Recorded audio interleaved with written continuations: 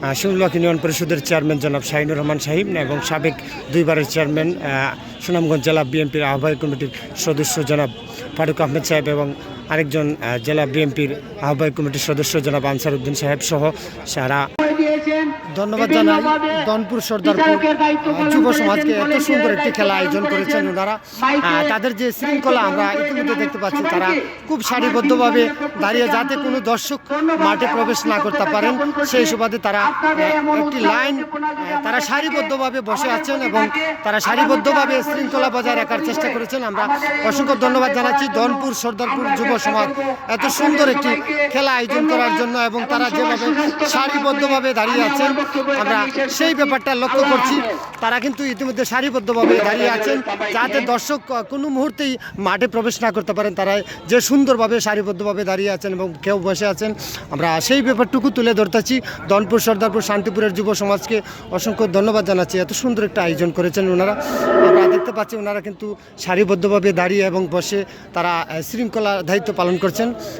অসংখ্য ধন্যবাদ জানাচ্ছি যারা স্বেচ্ছাসেবক যারা আছেন তাদেরকে অসংখ্য ধন্যবাদ জানাচ্ছি।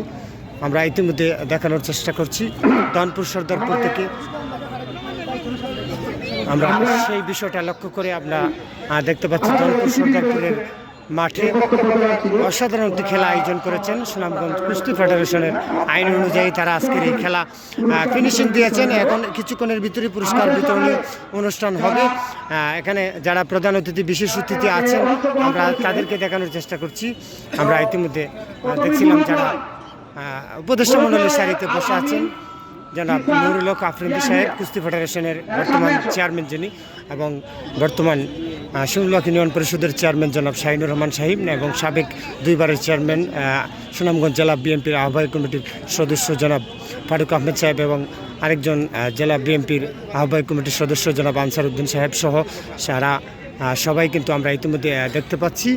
আমরা অত্যন্ত ধন্যবাদ জানাই দনপুর সর্দারপুর যুব সমাজকে এত সুন্দর একটি খেলা আয়োজন করার জন্য। আমরা দেখতে পাচ্ছি আজকের মাঠের পরিস্থিতি আমরা দেখানোর চেষ্টা করছি।